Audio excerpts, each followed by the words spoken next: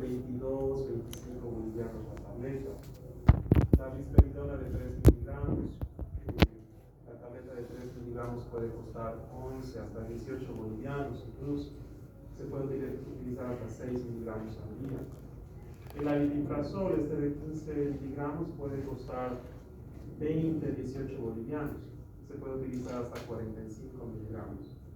Entonces, realmente la esquizofrenia es una enfermedad que puede ser muy cara. Y si ustedes recuerdan, hay pacientes que tienen muchos síntomas negativos, que no trabajan, ni les interesa trabajar, ni estudiar, ni nada. Entonces, ¿quién se hace cargo del tratamiento de estas personas? La familia. Y cuando la familia ya no está, o se cansan, o se aburren de la persona, pues es lo que les decía en la anterior clase. Estas personas tienden a sedimentarse socialmente, terminan en calidad de mendigos, situación de calle. Entonces, en parte, la respuesta a los antipsicóticos también es mejor cuando se hace el diagnóstico de manera precoz. Cuando la enfermedad está bien enraizada, ya es muy crónica, ya hay mucho deterioro, muchas veces se tienen que utilizar dosis más altas del medicamento. Ahí entran ustedes, como buenos médicos, para poder identificar de manera rápida a una persona que está empezando con su esquizofrenia, para que rápidamente un psiquiatra pueda instalar el tratamiento y el deterioro, el déficit, sea mucho menor. Hay un medicamento que está aquí, en este grupo, que no existe en Bolivia, no se comercializa, que es es la clozapina. Es excelente antipsicótico, muy potente, incluso más que la haloperidol. No tiene prácticamente efectos motores. Sí, comparte con el resto del grupo sus efectos metabólicos, sí, tiende a engordar, sus efectos metabólicos, pero se lo utiliza como última opción cuando todos los demás antipsicóticos no han funcionado. Pero me dirán ustedes, ¿y por qué no lo utilizan de primera elección? Se le pone a la persona en una dieta súper estricta, arrastra, se la lleva a un gimnasio para que no suba de peso y ya, se le podría dar clozapina. No, porque la clozapina lamentablemente tiene el terrible inconveniente de que puede producir agranulocitosis mortal. Tanto es así que para iniciar el tratamiento con clozapina se tiene que hacer hemogramas semanales. Posteriormente se hacen hemogramas bisemanales, luego mensuales, pero el riesgo de granulocitosis es alto.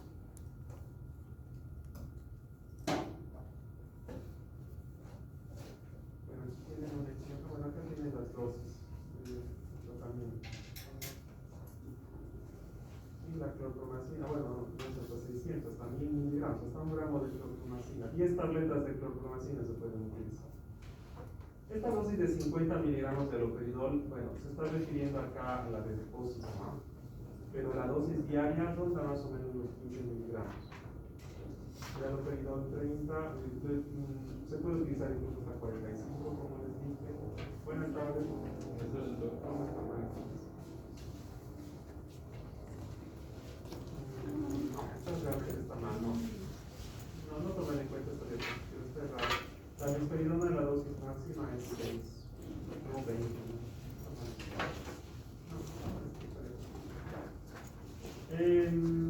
Ya, eso en cuanto a una visión global de los antipsicóticos.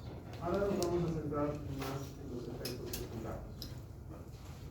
Estos efectos secundarios pueden ser agudos, es decir, aparecer cuando uno está empezando el tratamiento o ha subido la dosis que usualmente tomaba la persona, o también pueden ser después de un largo tiempo de uso de los antipsicóticos. El más temido y además el más impredecible, lamentablemente, es el síndrome neuroléptico maligno. ¿Por qué impredecible? Porque Lo mismo puede ocurrir este síndrome en un paciente con esquizofrenia que lleva tomando 10 años el haloperidol y ¡plac! Aparece. O en un viejecito de 80 años con delirium y que se le dio haloperidol para el tratamiento de su delirium. Haciendo un paréntesis, por si acaso desde ya les estoy diciendo. El tratamiento del delirium, de ese síndrome confusional agudo que vimos en síndromes, se hace en base a haloperidol. Entonces, resulta que le he dado primera vez haloperidol a esta persona, a este adulto mayor, y resulta que empieza el síndrome neuroléptico maligno. Es decir, no depende ni del tiempo de tratamiento ni de la dosis. Por suerte, afortunadamente, es un síndrome muy raro. En los 7 años que ejerzo la psiquiatría, me ha tocado ver 2 casos de síndrome neuroléptico maligno. Y uno hace no mucho, hace unas 3 semanas más o menos. Justamente era una persona adulta mayor con una demencia vascular que se enfermó por una infección urinaria, que estaba por delirio y se le dio haloperidol. 1,5 miligramos. Al día siguiente, muy tranquila, ya estaba mejor orientada, ya colaboraba mejor, durmió bien en la noche.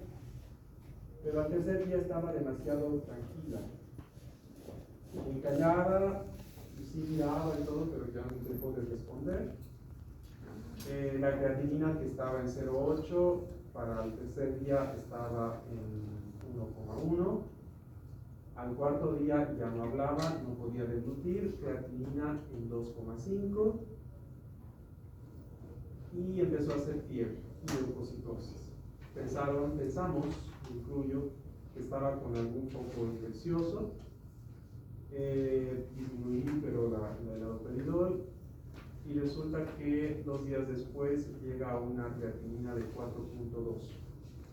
Inmediatamente se suspendió el haloperidol, la mandaron a unidad de cuidados intermedios y estaba muy mal por su injuria renal aguda. Todos pensamos que se iba a morir, pero logró recuperar la función renal y para cuando fue de alta estaba con una creatinina de 0,7. Ni yo tengo esa creatinina.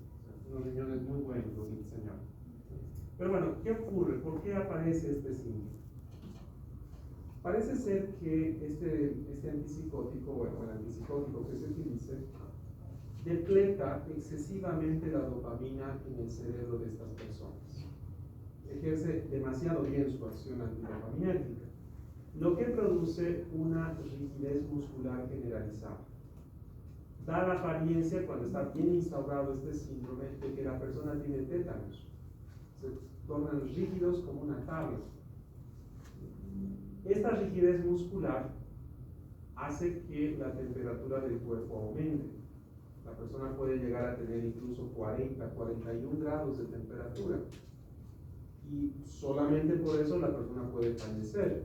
O debido a la temperatura la persona puede desarrollar, por ejemplo, estatus epiléptico. Pero además, el aumento de la temperatura, la rigidez muscular, puede producir lisis del músculo.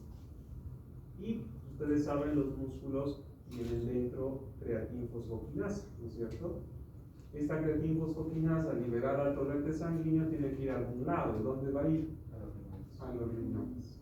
Lo que produce, buenas tardes, injurias renales fulminantes. ¿Cuándo debo sospechar que una persona tiene un síndrome neuroléptico maligno? Bueno, obviamente si sé que ha tomado, se le ha prescrito algún antipsicótico. Cualquier antipsicótico, típico o atípico, cualquiera. Y debe tener 2 o más de los siguientes 10 síntomas o signos. La persona puede estar sudorosa, puede tener disfagia, tremor.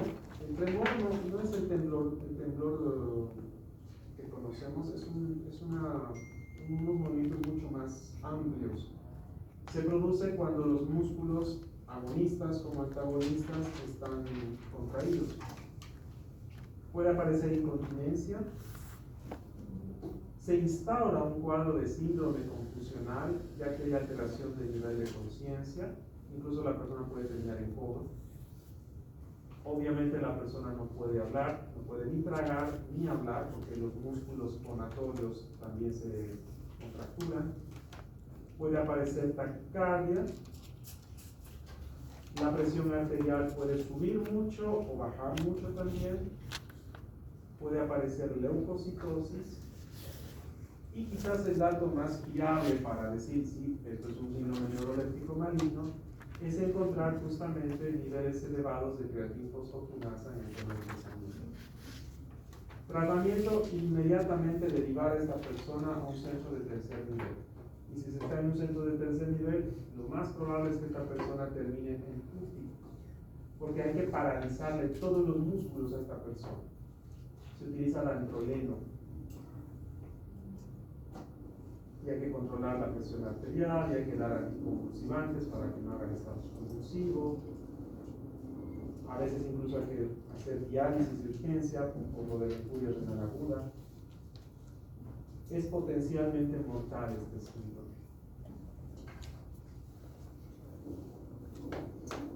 Entonces, este síndrome neuroléptico maligno, ya les dije, es bastante impredecible. Bueno, dentro de los efectos agudos por el uso de antipsicóticos, podemos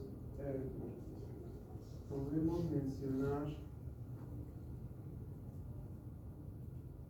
este otro.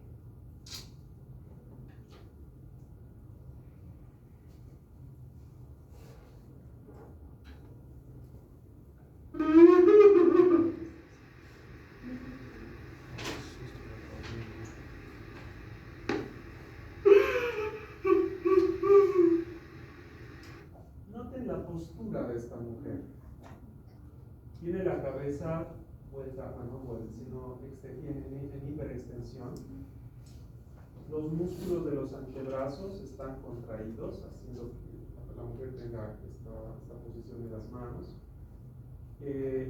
Los músculos del cuello también están contraídos.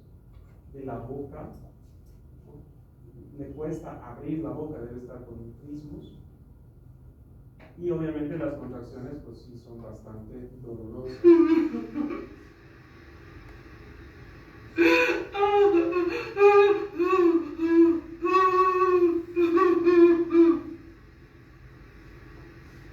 A esto se llama distonía aguda de torsión. Suele aparecer los primeros días de tratamiento con antipsicóticos.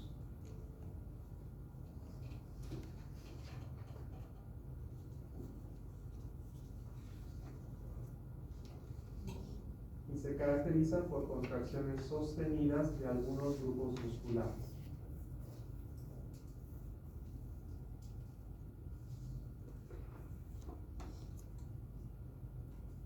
Aquí tienen otro efecto, digo otro ejemplo.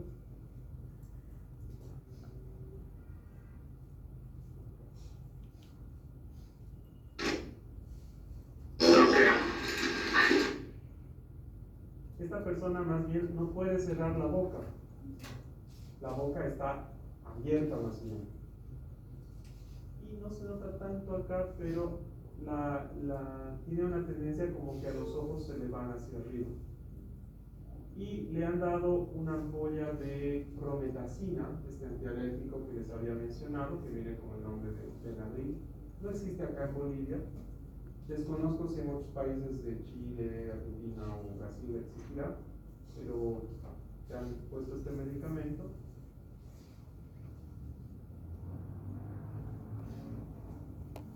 Y vean, ya puede cerrar la boca, ya puede hablar mejor, puede moverse mucho más fácilmente. Bueno, ¿qué harían ustedes o qué tendrían que hacer si algún rato a urgencias les llega una persona así? Torcida, con la mirada hacia arriba, con la boca abierta o cerrada, y con el antecedente de haber consumido antipsicóticos. Bueno, acá en Bolivia lo que pueden ustedes administrar es una ampolla de diazepam de 10 miligramos endovenoso STAT, es decir, en ese momento. El diazepam es una benzodiazepina, quizás la que tiene mayor efecto relajante, por eso es bueno dar este remedio. Y también pueden utilizar piperideno. Al piperideno seguramente ya lo conocen, lo han debido ver en neurología. ¿Para qué se utiliza el piperideno? No pueden no haberlo visto, tienen que haber hablado del piperideno, se utiliza mucho en neurología. ¿Para qué? ¿Cuál? Para el Parkinson, es un antiparkinsoniano, es un anticolinérgico. Y la unión mioneural, ustedes saben que funciona con acetilcolina, por eso sirve el piperideno. Eso sí, tengan cuidado, hay piperideno de 2 y de 4 miligramos. El de 4 miligramos suele ser de liberación retardada. Y en casos de mucha urgencia, donde la persona está muy adolorida por sus contracciones musculares, es mejor dar el piperideno de 2 miligramos, que es el de liberación inmediata. Porque si le dan el de 4 miligramos, pues a la hora y media, a las 2 horas recién, el efecto sería total.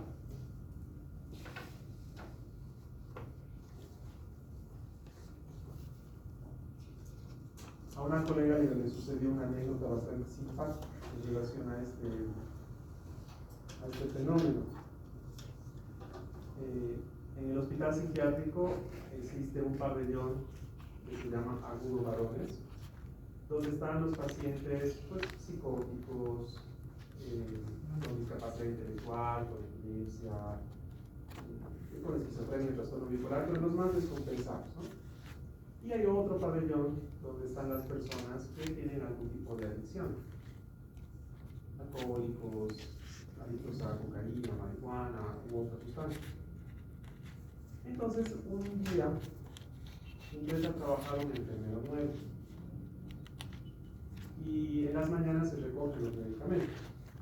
Y este enfermero trabajaba en el pabellón de adultos varones.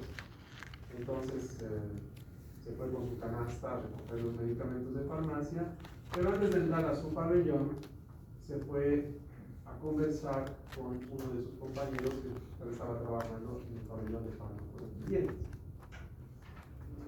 Ingresó al pabellón, a la oficina de enfermería, dejó su canasto con medicamentos y se fue a la habitación de al lado a conversar con su compañero.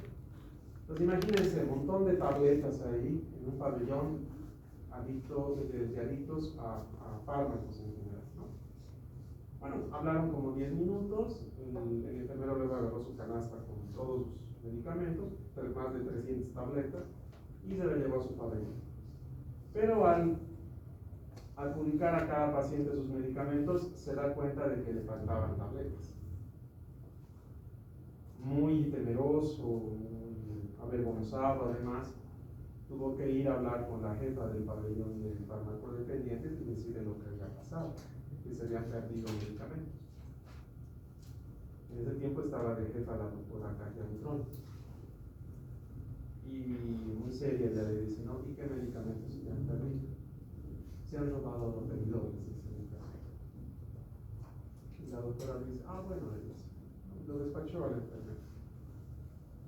Y el enfermero no entendía muy bien por qué no hizo más aspavientos la doctora Butrón. Pero bueno, se fue contento porque no le llamaron la atención. Cuando a eso de las 4 de la tarde, cuentan que se escucharon gritos de dolor y pedidos de socorro del lugar más apartado del patio del hospital psiquiátrico, donde solían estar los pacientes con farmacodependientes. Y resulta que cuando todos fueron a ver qué es lo que estaba sucediendo, habían 3 pacientes que estaban como la doñita del primer video. Y el enfermero fue a ver, y la doctora Butrón, que también fue a ver qué estaba pasando, le dijo, ahí está, esos se han robado todo lo anterior. Es decir, estos muchachos pues pensaron que se estaban robando, no sé, alprazolam, clonazepam, alguna de estas sustancias a las que eran adictos, pero no contaban que se tomaron un antipsicótico y les vino una distonía aguda de torsión. Bueno, entonces, distonía aguda de torsión, efecto agudo. Otro efecto agudo que también puede ocurrir en estas personas es uno que ustedes ya conocen, y de hecho creo que hasta les compartí un video de este fenómeno. Este hombre no quiere moverse, pero lo tiene que hacer. Cuando se queda completamente quieto, le aparece una sensación muy displacentera que le obliga a moverse. Vean cómo mueve los muslos, las piernas, el abdomen. ¿Y cómo se llamaba esto? Acaricia. Este hombre está con un cuadro de acaricia. Se dice que esta sensación de tener que moverse es tan intensa que puede incluso motivar intentos de suicidio. Ahí el entrevistador le dice, por favor aguante lo más que pueda estar inmóvil. Y este hombre le dice, no puedo, estoy balanceando mi peso en una y otra pierna. Incluso le llega a admitir este hombre que está moviendo los dedos de sus pies dentro de los zapatos. Entonces, cuando aparece esta acaricia, lo que ustedes pueden utilizar como tratamiento para disminuir la angustia es propranolol. Este bloqueador beta, que se utiliza por ejemplo para la hipertensión arterial. Una tableta de 40 miligramos está. Eso entonces va a hacer que la persona ya no sienta esta sensación apremiante de tener que moverse y va a dar tiempo a que la persona pueda ser evaluada por un psiquiatra para que le cambie de medicación. ¿Con qué medicamentos será más probable que aparezcan estos efectos? ¿Con los típicos, los antipsicóticos típicos o atípicos? Típicos, con los típicos, porque estos son síntomas motores. ¿Sí? Hay un efecto a largo plazo en personas que están utilizando los remedios ya varios años, varios meses, pero es más probable con varios años de uso,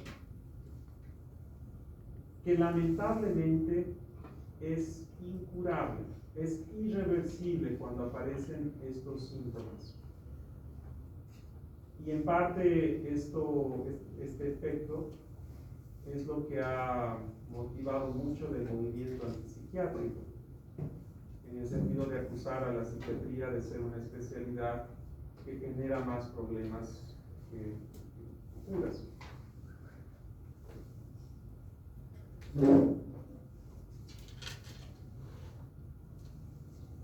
Vean esos movimientos que tiene esta señora. Está como que haciendo así todo el tiempo, ¿no? Y tiene el cuello torcido y está haciendo así. Vean cómo se le mueve la mano. No es que ella quiera mover la mano así, solita se le mueve. Vean la postura en la que está.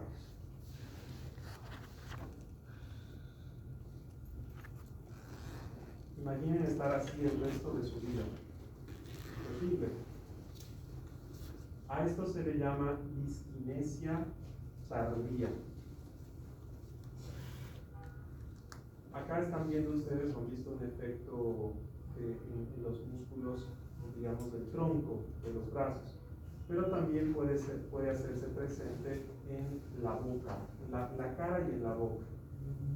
Vean cómo esta mujer saca la lengua y parece que estuviera masticando o chupeteando alguna cosa. Sí, son completamente involuntarios estos movimientos.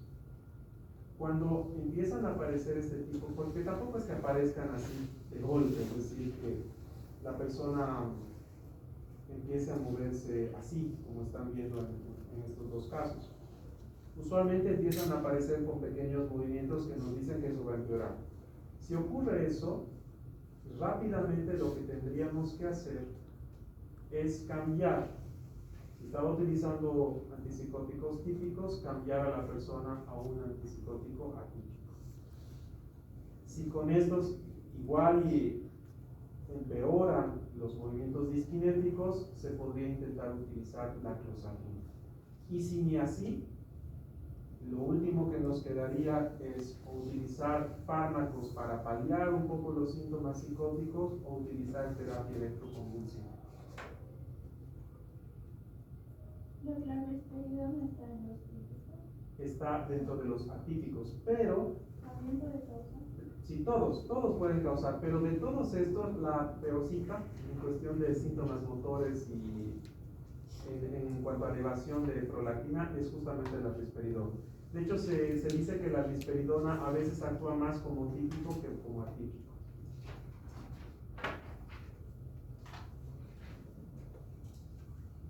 En cuanto a los efectos de la elevación de prolactina, bueno, eso ya ustedes lo saben por endocrinología. Puede haber ginecomastia, galactorrea, amenorrea, disfunciones sexuales, anorgasmia, disfunción eréctil, pérdida del deseo sexual. Y les había hablado también del síndrome metabólico, que es más propio de los atípicos, ¿no?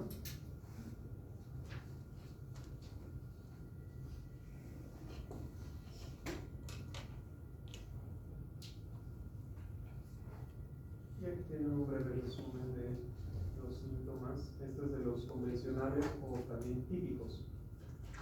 Disquinesia tardía, ya les hemos puesto un ejemplo, el síndrome neuroléptico maligno, la hiperprolactinemia, pueden producir hipotensión postural, pueden producir visión borrosa, constipación, retención urinaria. Por eso los antipsicóticos hay que utilizarlos con cuidado en personas adultas mayores, por ejemplo con hipertrofia prostática, con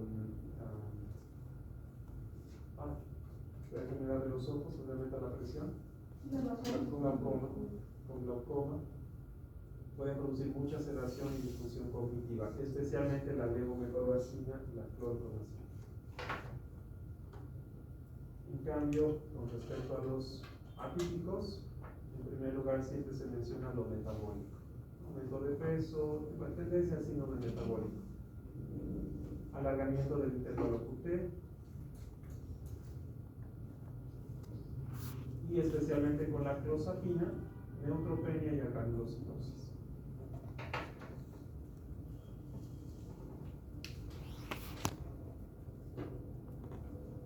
¿Hasta acá tienen alguna duda o pregunta? ¿No? ¿Todo claro? La anterior clase sí me dio tiempo para ver lo de otros fármacos o no otro día. Sí vimos. Sí. ¿Y los no farmacológicos también vimos? Entonces con eso hemos terminado el tema de esquizofrenia. Y ahora vamos a hablar brevemente de una enfermedad que se parece bastante a la esquizofrenia. Es el trastorno de ideas delirantes.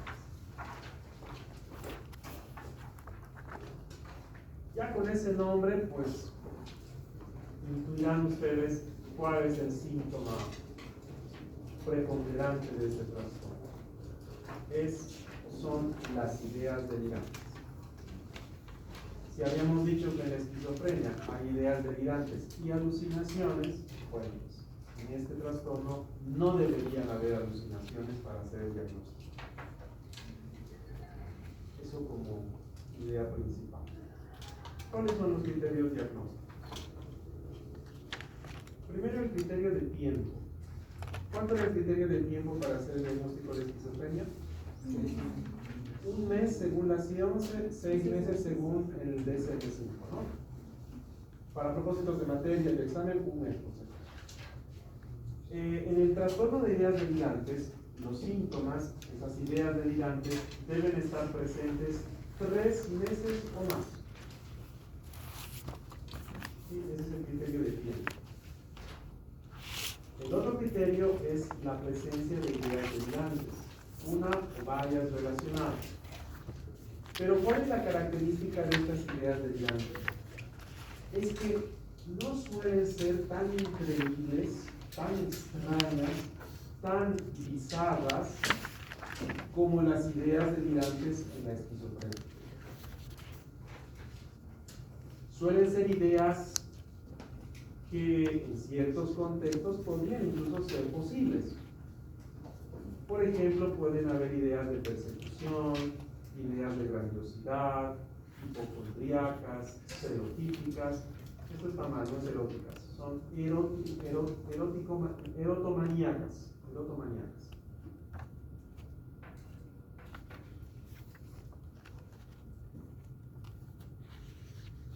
No deberían cumplirse los criterios generales para esquizofrenia.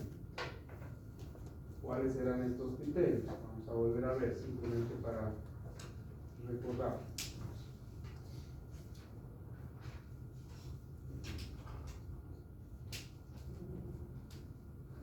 Estos eran los criterios generales de esquizofrenia, ¿no es cierto? Delirios sí, pero delirios bastante extraños. Alucinaciones. Un con estas alteraciones de pensamiento tipo tangencialidad, circunstancialidad, neologismos, irrelevancia, el síndrome de pasividad, estas ideas delirantes de ser controlado por otro ente, síntomas negativos, ¿no? Esta tendencia a adoptar una postura pasiva frente a la vida, y alteraciones conductuales, conducta desorganizada y catatonía. Nada de esto debería estar presente para hacer el diagnóstico de trastorno de ideas delirantes. Por lo tanto, una persona que tiene trastorno de ideas delirantes, si ustedes se dan cuenta, puede funcionar relativamente bien, porque su conducta, salvo la relacionada con la idea delirante, puede ser completamente normal.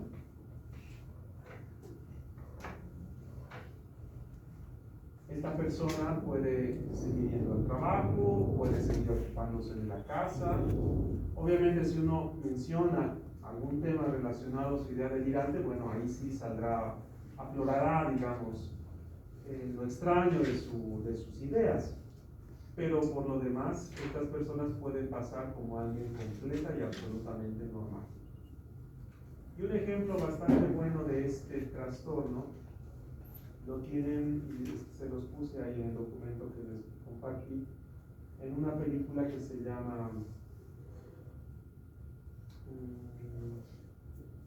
Hasta la locura de ninguna manera se llama. Es una película francesa con la protagonista que es la que hace de la compañera de el Código Da Vinci, la que es la compañera de Tom Hanks, la Audrey Tautou, así se llama. Bueno, es una película donde ella es la protagonista. Si pueden verla, pues se van a dar cuenta de lo normal que puede parecer una persona que tiene este trastorno. Por supuesto, no deben haber alucinaciones, y en todo caso, si es que hubieran, pueden ser auditivas, pero muy ocasionales. Para nada tienen que ser síntomas muy importantes. Podrían en algún momento aparecer síntomas depresivos o ansiosos, pero en general son consecuencia de las ideas delirantes. Por ejemplo, pueden tener ustedes una persona que esté convencida de que su esposo es infiel. Sí, bueno, pues si una persona ha vivido con alguien, no sé, por 35 años y está convencido de que está andando con otra persona, eso sí puede hacer que la persona se entristezca, se ponga nerviosa, irritada. ¿De acuerdo? Y claro, ninguna de estas ideas delirantes tendría que ser consecuencia del uso de medicamentos, sustancias o alguna otra enfermedad. No se conoce cuál es la causa del trastorno de ideas delirantes. Se sospecha que puede haber algún trastorno en el sistema límbico. Y no hay relación con la esquizofrenia, relación genética, quiero decir. Es decir, una persona con esquizofrenia no es que tenga mayor predisposición o posibilidad de tener parientes con trastorno de ideas delirantes. Ni una persona que tiene trastorno de ideas delirantes va a tener mayor frecuencia de parientes con esquizofrenia. Lo que sí hay relación es este trastorno con la personalidad paranoide.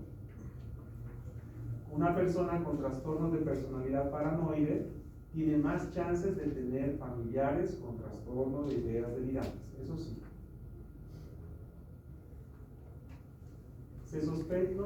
No se ha visto que este trastorno es un poco más frecuente en personas que tienen algún defecto físico o alguna discapacidad sensorial, especialmente la auditiva.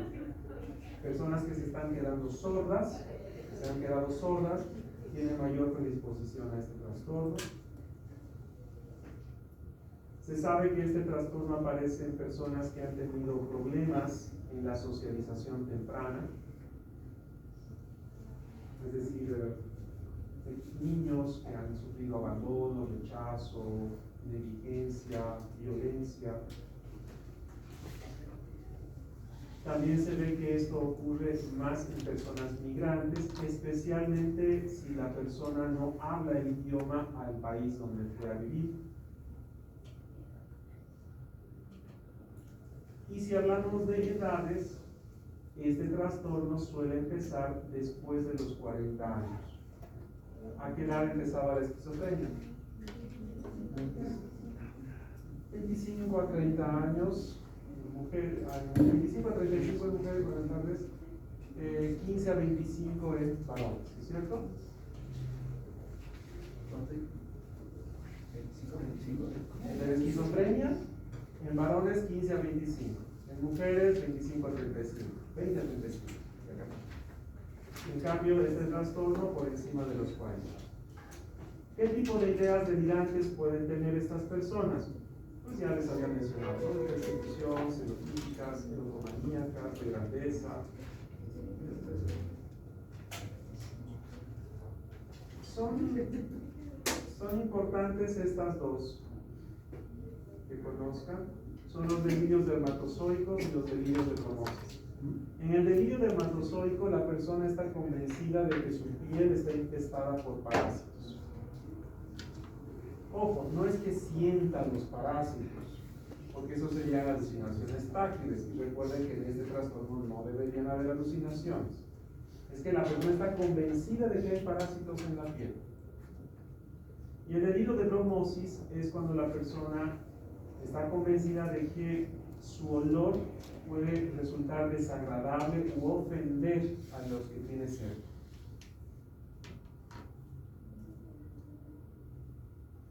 Y este es un caso bastante particular, que es la psicosis inducida.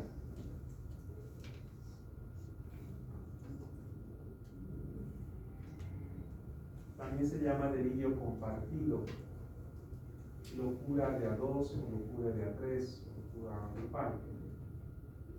Ocurre cuando una persona que sí tiene un trastorno psicótico primario evidente, puede ser esquizofrenia, puede ser trastorno de ideas delirantes, convive con otras personas que usualmente son de menor edad, menor jerarquía o con menor incluso capacidad intelectual, y estas otras personas empiezan a creer los delirios de la persona que tiene el trastorno psicótico. Como Sancho Panza. ¿Sancho Panza? ¿No que Sancho Panza también creía en lo que veía Don Quijote? Les soy sincero, no he leído El Quijote de la Mancha, pero tal vez, no lo sé. Podría ser. Pero un ejemplo real de esto, por ejemplo, ocurrió con Charles Manson. Charles Manson fue una persona que juntó a un grupo de personas, su séquito, y que lo tenían en él como una persona que tenía poderes muy especiales, capacidades muy superiores al resto de las personas, y Charles Manson estaba convencido de eso también. Incluso muchas de estas personas llegaron a cometer suicidio, inducidas por este hombre. Lo bueno de este delirio compartido es que en el tratamiento basta con separar a las personas inducidas del ente emisor, y al poco tiempo las personas ya vuelven a la normalidad.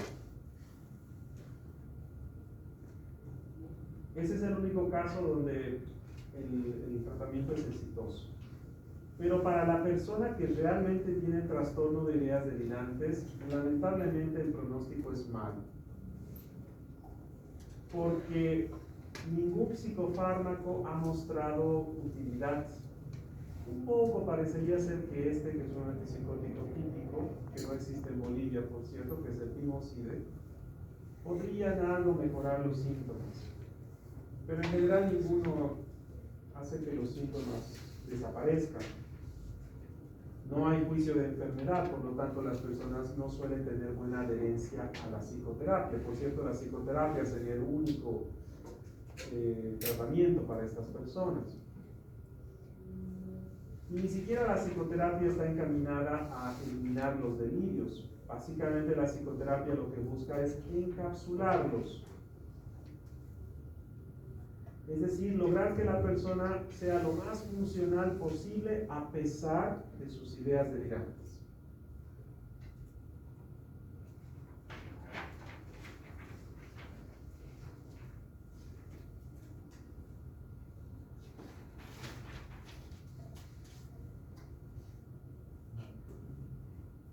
¿Dudas hasta aquí? ¿Preguntas? ¿Todo claro? Muy bien, entonces, ahora sí con esto hemos terminado el capítulo de trastornos psicóticos.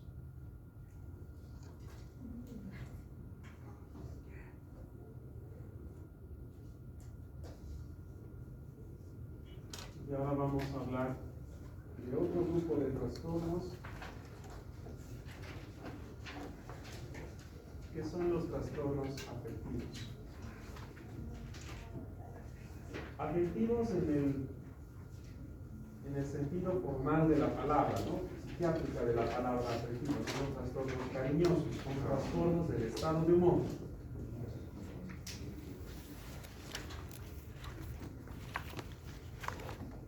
Y específicamente, bueno, esta clase no lo vamos a ver todos, pero vamos a hablar primero del trastorno disfórico premenstrual y quizás empiece a hacer la introducción a la depresión. De estos tres trastornos, estos dos son eminentemente psiquiátricos, es decir, tienen un origen que no se podría achacar a algún problema, alguna condición física o somática, ¿sí? Como causales de estos trastornos. Sin embargo, con el que empezaré el tema, tiene una causa eminentemente física.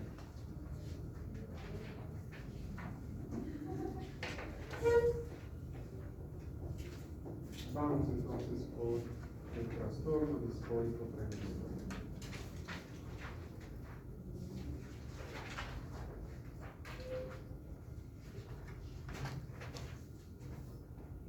Obviamente solo afecta a mujeres y además a mujeres en edad fértil.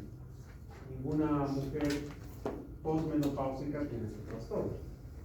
Pero antes de hablar del trastorno disfórico premenstrual, es importante hacer la diferenciación entre lo que es el síndrome premenstrual y el trastorno disfórico premenstrual. El síndrome premenstrual consiste en síntomas físicos. No hay tanto síntoma emocional o afectivo. En este síndrome, que vean la prevalencia es bastante alta entre las mujeres, puede llegar al 80%, pues puede haber dolor abdominal, especialmente del hipogastrio, puede haber dolores articulares, mialgias, artralgias, cefalea, sensación de cansancio, asociados a la menstruación. Si aparece algún síntoma, por ejemplo, ansioso, suele ser secundario a las molestias físicas.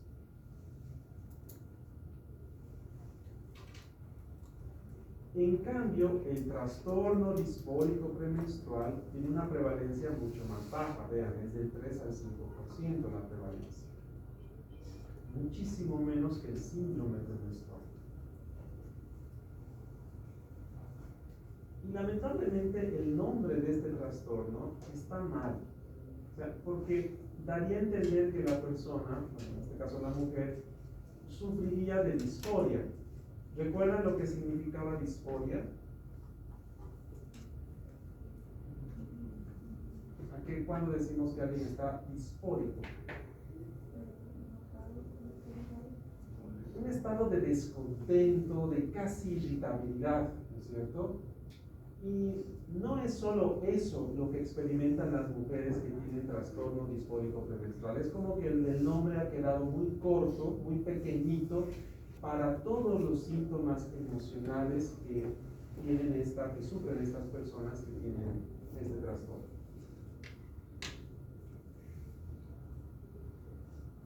La característica de este trastorno, bueno, este es un diagrama del ciclo menstrual de la mujer, es que en la mayor parte del ciclo menstrual la mujer está normal, como siempre, emocionalmente normal. Sin embargo, unos cuantos días antes del inicio de la menstruación, 3, 5, hasta 7 días antes, y solo algunos días después del inicio de la menstruación, ya con tendencia a disminuir, aparecen los síntomas. Son máximos inmediatamente antes de la menstruación, y luego con el acaecimiento de la menstruación es como que todos los síntomas puedan bajar, empiezan a disminuir, y deberían disminuir totalmente máximo hasta una semana después de la menstruación. Y para hacer el diagnóstico, esta ciclicidad se debería haber mantenido en la mayoría de los ciclos menstruales durante el último año de la mujer, y en la mayor parte de los ciclos menstruales, por supuesto. Más allá de este periodo, repito, la mujer no tiene no debería tener ningún síntoma emocional. ¿Quedó claro esto del tiempo, de la temporalidad del trastorno disfórico premenstrual? Bueno, les acabo de decir que el nombre se quedó corto para todo lo que experimenta la mujer en ese periodo de tiempo. Bueno, aquí tienen los criterios diagnósticos.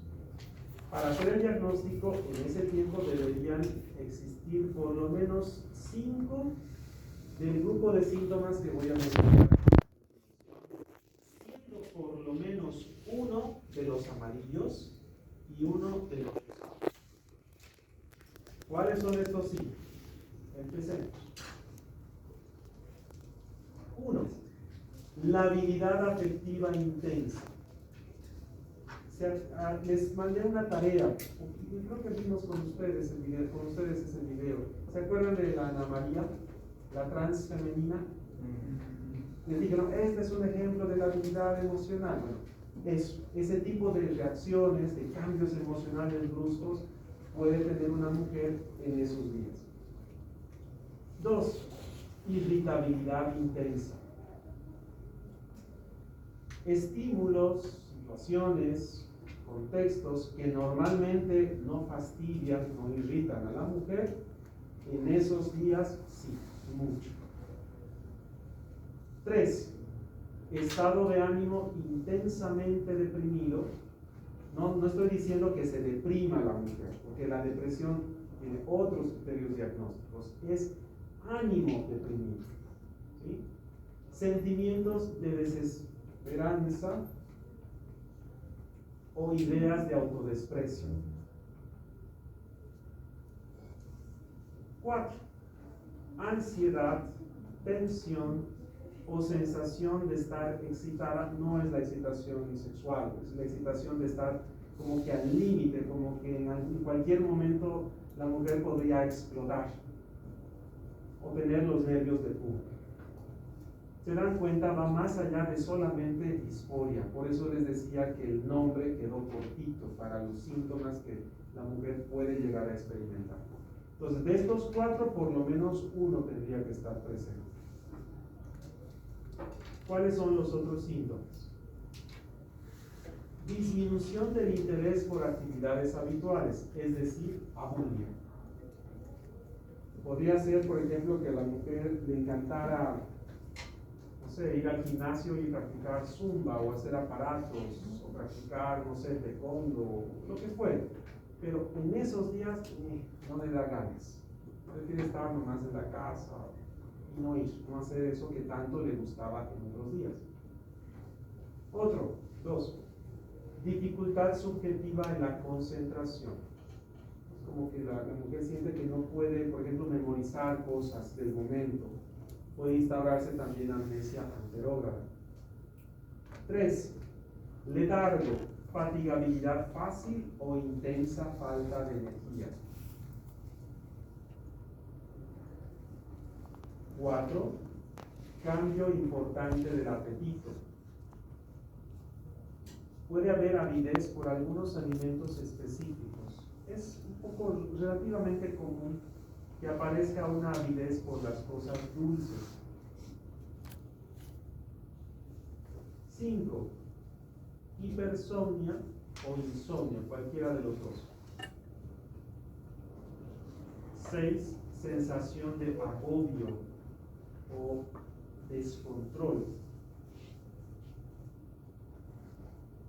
Y 7 serían los síntomas propios del síndrome premenstrual, es decir, síntomas físicos. Es especialmente llamativo este síntoma de estar hinchada, como pesada, como voluminosa. Y puede haber mastalgia también.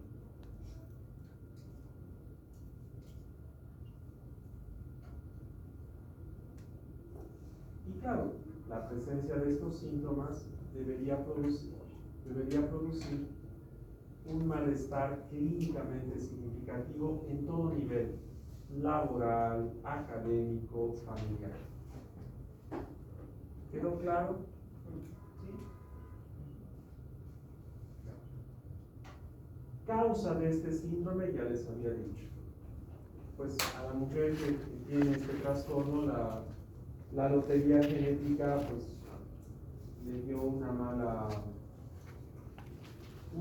respuesta de sus neuronas a los picos de hormona luteinizante, mismos que explicarían por qué aparecen estos síntomas.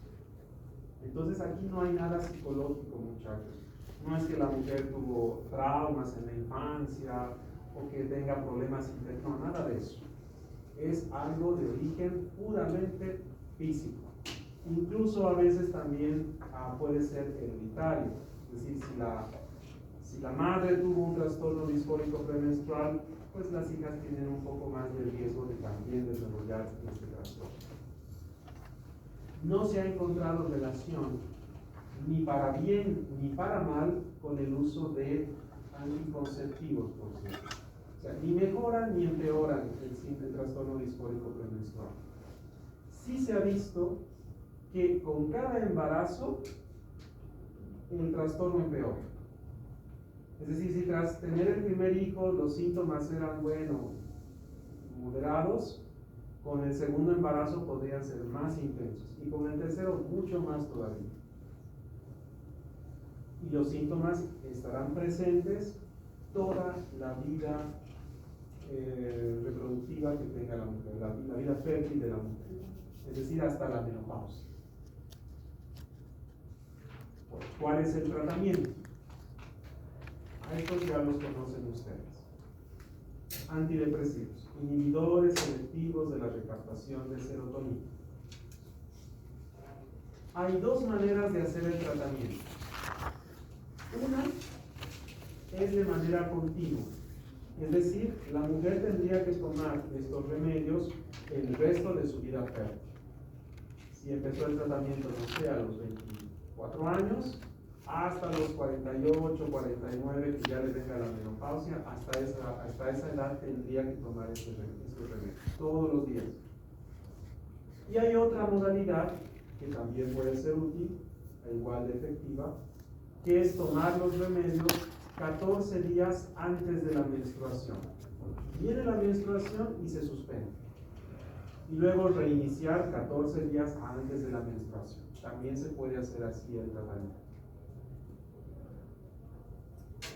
Y recuerden que dentro de este grupo están la fluoxetina, la sertralina, el citalopram, el escitalopram y la paroxetina.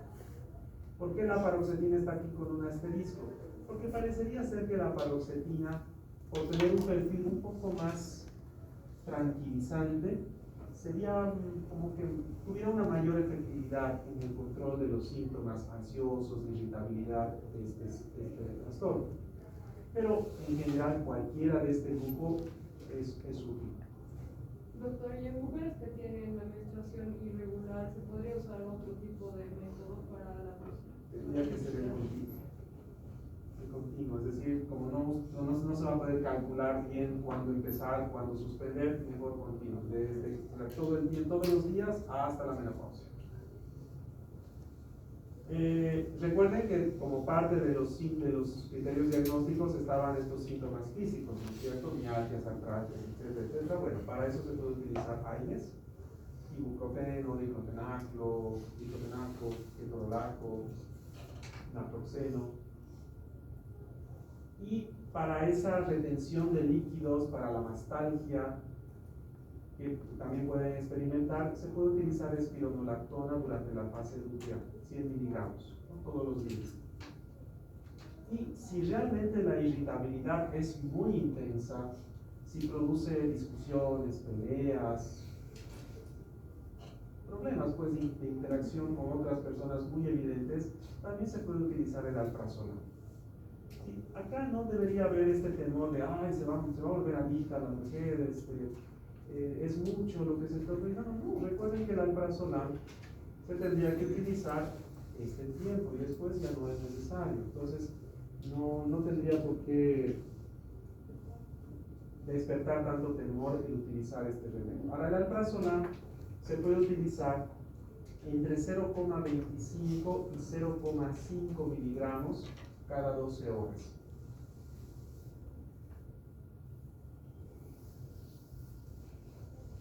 Hay tabletas de alprazolam que vienen de 0,5, entonces se puede utilizar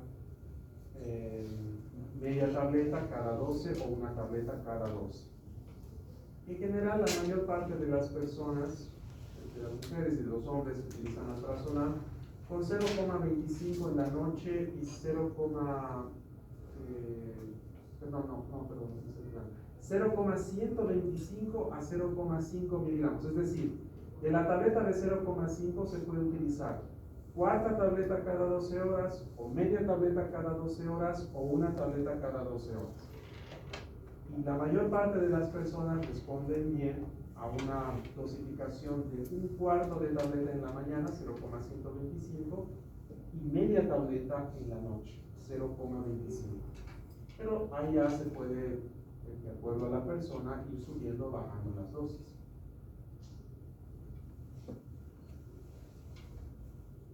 Eso en cuanto a lo farmacológico. En cuanto a lo no farmacológico, muy importante, actividad física. De preferencia aeróbica, regular, por lo menos 3 veces a la semana.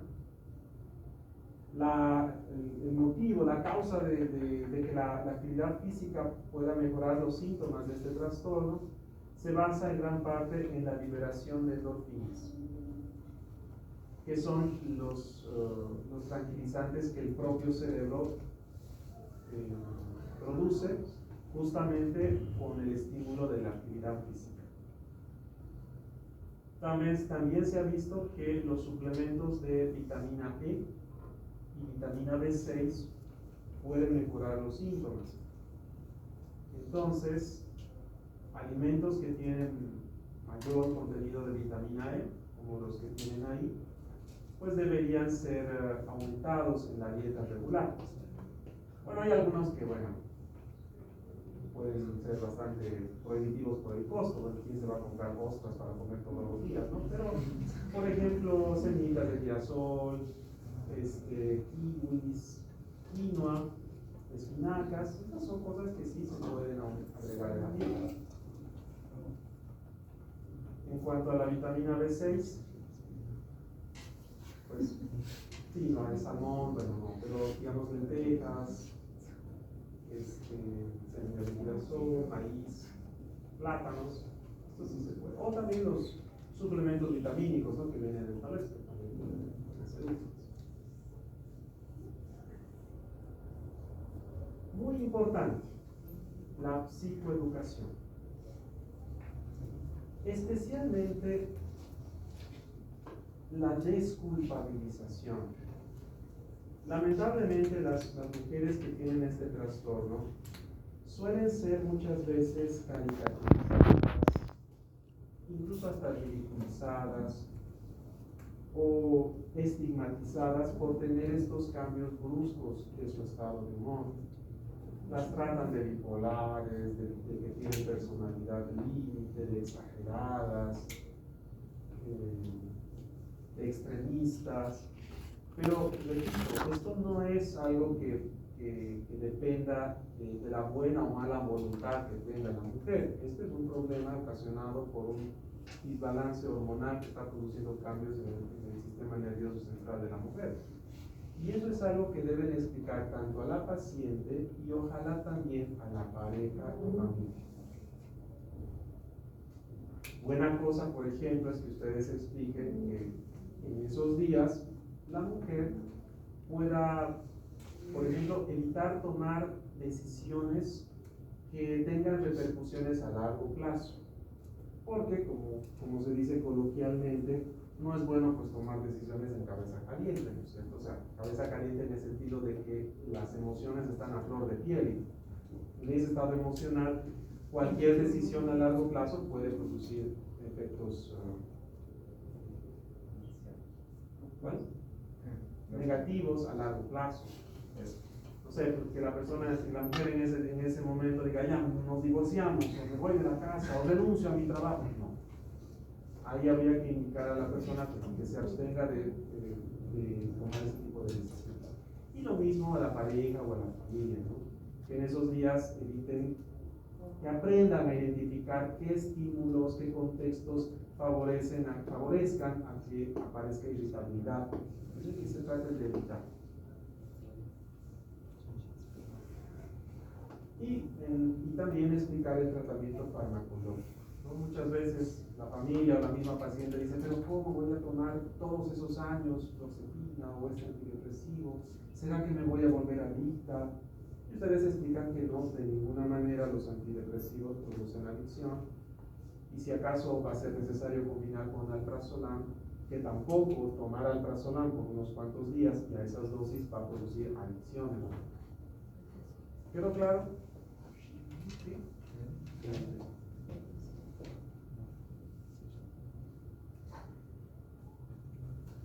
Ahora voy a iniciar con otro trastorno que es la depresión.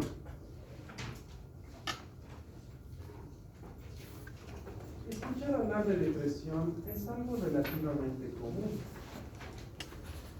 El término depresión está bastante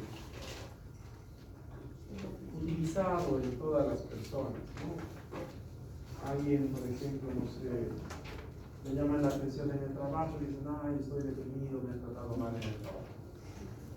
O se saca, no sé, una baja nota en la escuela, en la universidad, estoy deprimido, estudié tanto y me he sacado una nota baja. Entonces, muchas veces en el lenguaje coloquial se utiliza el término depresión como sinónimo de tristeza. Y además de tristeza normal, ni siquiera de tristeza patológica. Pero cuando nosotros nos referimos a depresión en el sentido técnico, formal, en psiquiatría, nos referimos a una enfermedad donde uno de los síntomas es el ánimo depresivo, pero no es el único. Quería empezar haciendo ese señalamiento. Entonces, la depresión no debería ser confundida con la tristeza normal, ni tampoco debería ser confundida con algunos trastornos de ansiedad.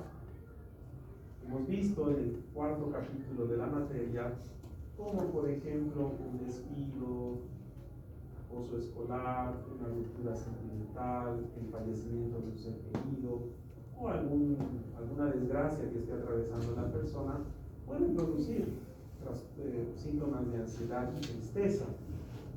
Las personas que están atravesando por estas situaciones pueden experimentar cualquiera de estos. Sentimientos de inferioridad, autorreproches, indecisión, llanto fácil, incluso pueden haber ideas de muerte, de desánimo, desesperanza, pueden haber muchas somatizaciones, hiporexia o dificultades para dormir. Y sin embargo, aunque la persona tuviera todo esto, todavía no podríamos decir que esté deprimido, porque para depresión existen criterios diagnósticos que veremos un poco más adelante. Tampoco debería confundirse la depresión con la fase depresiva del trastorno bipolar. Son dos enfermedades distintas, con manejos, con tratamientos farmacológicos distintos también, que son indistinguibles los síntomas depresivos de la depresión y del trastorno bipolar, sí, pero son enfermedades diferentes. Tampoco deberíamos confundir la depresión con la demencia. Esto es especialmente relevante en adultos mayores. Adultos mayores con demencia podrían padecer con depresión, porque la demencia podría hacer que estas personas se tornen calladas, que no quieran hacer muchas cosas, que estén apáticas, y eso se podría confundir con depresión, ¿no? esos síntomas de demencia. O al revés, una persona deprimida, adulta mayor, podría parecer que se está demenciando. Y recuerden, esto lo hemos visto en la anterior clase, existen pacientes con esquizofrenia que tienen síntomas negativos. Eran los síntomas A, ¿recuerdan? Anedonia, abulia, aislamiento, aplanamiento afectivo, inatención. Bueno, todos esos síntomas se parecen también a la depresión.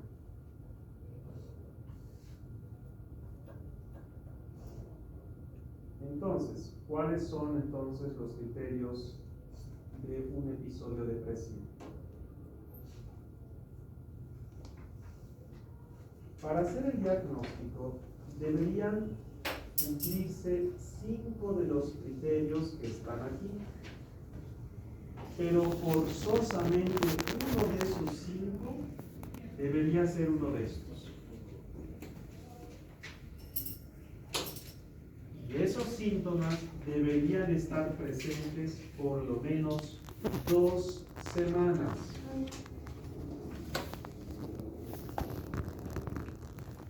Repito, para hacer el diagnóstico de depresión deben existir 5 síntomas, 5 criterios, que deben estar presentes por lo menos 2 semanas.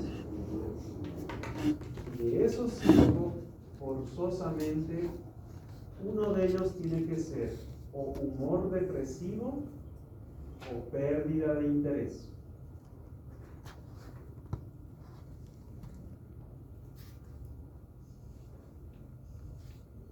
Este humor depresivo debe tener la característica de ser una tristeza patológica. Es decir, la persona debe estar triste, sí, pero debe ser una tristeza mucho más intensa para el contexto que la podría haber generado.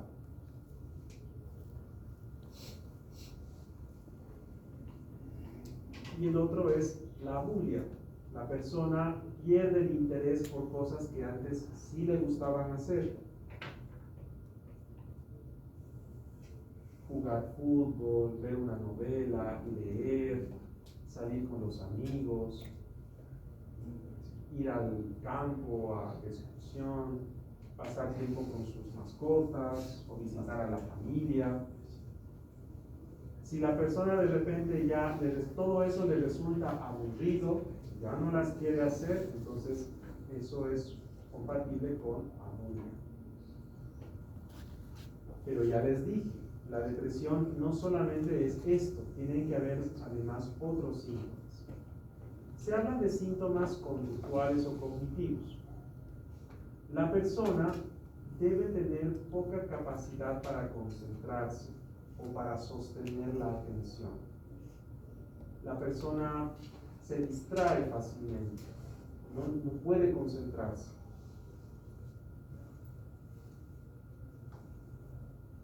El típico ejemplo es de alguien que está leyendo un libro, da vuelta a la página y resulta que no se acuerda que acaba de leer y tiene que volver a pasar la página y releer. Puede pasar eso 2, 3 veces y recién se le queda y bueno, pasa a la siguiente página. También puede ser que la persona tenga dificultades para tomar decisiones. Se muestre indecisa la persona. Pueden haber ideas de que la persona vale menos. Esto, por ejemplo, en pacientes enfermos con enfermedades físicas, puede manifestarse por las ideas de, ay, es que mi familia está gastando mucho dinero por mi culpa, es que les hago perder tiempo, mi hija o mi hijo se están perjudicando en el trabajo por atenderme, no deberían venir a visitarme, les hago perder tiempo. Esto se puede asociar también a culpa excesiva. Hay depresiones psicóticas donde estas ideas de culpa pueden llegar a ser delirantes. En la anterior clase, cuando hablamos del curso de las de la psicosis, les hablé, ¿no es cierto?, de estas psicosis episódicas. Les dije, aquí la persona podría pensar que el COVID ha venido al mundo porque Dios le está castigando por sus pecados. Bueno, ese es un ejemplo de idea de culpa delirante. Lo curioso de la depresión es que muchas veces ocurre que la persona empieza a sentir culpa por cosas de las que ya no se sentía culpable. Una vez me tocó atender a una viejita, tendría sus 78, casi 80 años. Nada más entrar al consultorio me dijo, doctor, por favor, ayúdenme. Es que lo que he hecho no tiene perdón de Dios. He traicionado a una de las personas que más quiero en mi vida. No tengo cara ni siquiera para mirarla a los ojos. Y vino acompañada de su sobrina. Y se pone a llorar, ¿no?, la paciente. Y entre sollozo y sollozo me va contando. Me dice que esta persona, esta mujer, había tenido una relación con su cuñado. O sea, que había tenido una relación sentimental. Y se puso a llorar y bueno, ya no me pudo contar más nada. Yo veía a la sobrina que ponía los ojos hacia arriba, o sea, como diciendo, ay. Y le pedí que me explicara qué estaba pasando. Y la sobrina me dice, sí, doctor, mi tía tuvo una relación sentimental con mi papá, que era la hija de su cuñado, de su hermano. Pero doctor, eso sucedió cuando eran jovencitos. Mis papás estaban de novios y mi papá se fue de viaje algunos meses y en ese tiempo mi tía y mi papá se tuvieron una relación de manitas sudadas, pero ya luego ellos se enteraron, se perdonaron, incluso esto hasta hace algún tiempo atrás hasta era tema de chiste en las reuniones familiares, ¿no? O sea, todos se reían de esa anécdota de hace más de 50 años atrás de cómo la tía y el cuñado tuvieron una relación. Pero vean ustedes que en el estado depresivo en que estaba esta mujer, algo que había ocurrido hace tantas décadas atrás le producía tanto dolor. Es decir, viejas culpas es como si se reactivaran por la depresión. También puede aparecer desesperanza en el futuro. También ideas de muerte de suicidio o incluso intentos suicidas. Generalmente cuando hay ideas de suicidio, o peor todavía, intentos suicidas, esto ya es sinónimo de que la depresión es muy grave. Una buena manera de poder evaluar la desesperanza en el futuro o las ideas de muerte es, por ejemplo, agarrar un trocito de papel y hacer una línea y decirle a la persona, bueno, esta línea representa su vida, aquí es su nacimiento y aquí está su muerte. Tome usted este lapicero y dígame dónde cree que está en este momento. Y las personas que tienen depresión suelen ubicar el lapicero casi al final de su vida. Dicen, no, es que ya no me quedan fuerzas para seguir viviendo o ya no quiero vivir. Y las personas además suelen empezar a manifestar todas las causas los motivos por los cuales no quieren seguir viviendo, y suelen ser este tipo de ideas, ¿no? Ya no merezco seguir viviendo, soy una carga para mi familia, debería estar muerto, todos estarían mejor si yo ya no existiera. Y junto con estos síntomas pueden haber también síntomas vegetativos. Puede alterarse el sueño. Lo común es que exista insomnio. Y haciendo un paréntesis, hay 3 tipos de insomnio. El primer tipo de insomnio es el insomnio de conciliación. Este insomnio, muy característico de los trastornos de ansiedad, por cierto, es cuando la persona no puede empezar a dormir. Ese es el insomnio de conciliación. Por eso, en personas con trastornos de ansiedad, darles una benzodiazepina en la noche puede ayudar a regularizarles el sueño. Luego tenemos el insomnio de mantenimiento. Aquí la persona duerme, pero por poco tiempo. Se despierta, está media hora, 1 hora despierto y vuelve a dormir.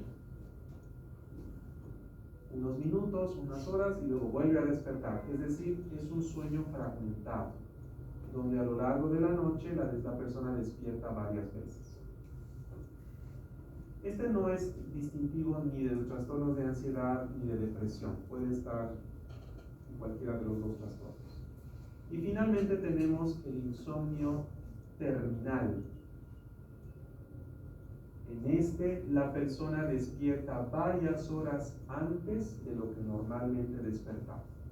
Si la persona, por ejemplo, solía despertar a las 6 de la mañana, 4 de la mañana ya está despierta.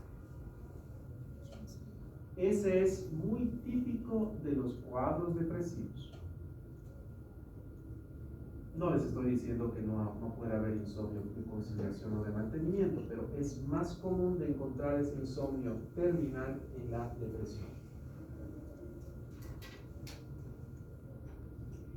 También podría ocurrir que la persona tenga hipersomnio, pero ese tipo de depresión donde hay hipersomnia es más común en adolescentes. Si ustedes tienen hermanitos menores o sobrinitos que han tenido depresión, muchas veces se los tilda de flojos, de vagos, porque todo el día están durmiendo, pero podría ser que estén deprimidos y esa sea la causa de su hipersomnia. Otro, cambios en el apetito. Estos cambios, los más comunes, son de hiporexia. La persona pierde el apetito, pero también podría ser que aumente. Por la depresión la persona sí puede perder mucho peso, pero también puede ganar. Alguna vez me han mandado pacientes de quienes habían pensado que incluso tenían cáncer, porque habían perdido varios kilos. Pero luego de hacer todos los estudios, incluso hacerles marcadores tumorales y toda la cosa, no encontraban nada. Me los enviaban a mí y resulta que tenían depresión. Por eso habían estado perdiendo peso. El cirujano, uno de los cirujanos que hace cirugía bariátrica, como parte del protocolo para hacer cirugías bariátricas se requiere un diagnóstico, es una evaluación psiquiátrica. Y les podría decir que hasta un 30% de las personas que yo evalúo tienen depresión. Y es esa depresión la que hacía que aumentaran de peso. Incluso en una oportunidad, la cirugía de bariátrica se tuvo que cancelar porque la persona que estaba en tratamiento para su depresión solita fue bajando de peso hasta llegar casi hasta la normalidad, sin la cirugía. Otro, aumento o disminución de la actividad psicomotriz.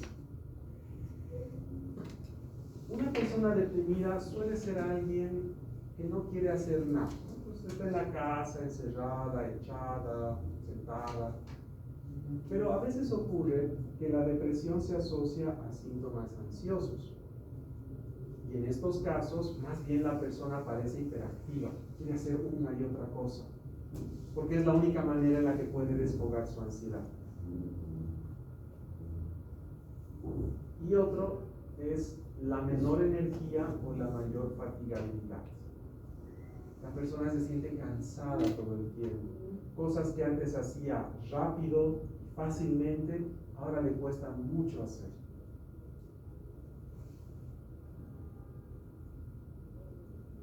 De todos estos síntomas, los que son más difíciles de evaluar en personas con enfermedades físicas, obviamente son estos. Imagínense ustedes una persona con un cáncer de colon y que debido a las melenas, a la hemorragia digestiva baja, llega al hospital con una hemoglobina de 8. Obviamente va a tener poca energía para hacer las cosas. Obviamente existirá disminución de la actividad psicomotriz. Por ahí está con quimioterapia, pues por supuesto que no va a tener apetito.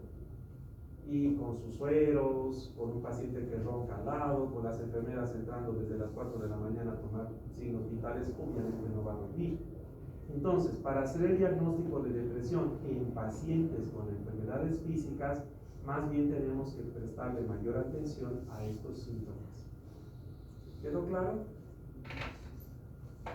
¿Dudas, preguntas hasta aquí? Vamos a quedar acá porque ya lo siguiente que viene es esta parte del tratamiento. Quiero que estén más atentos, descansados. Gracias.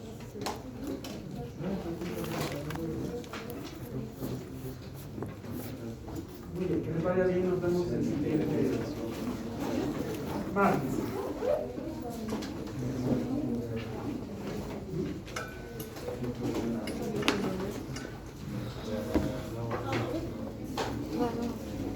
¿Qué todo, Roque? No, eso es importante.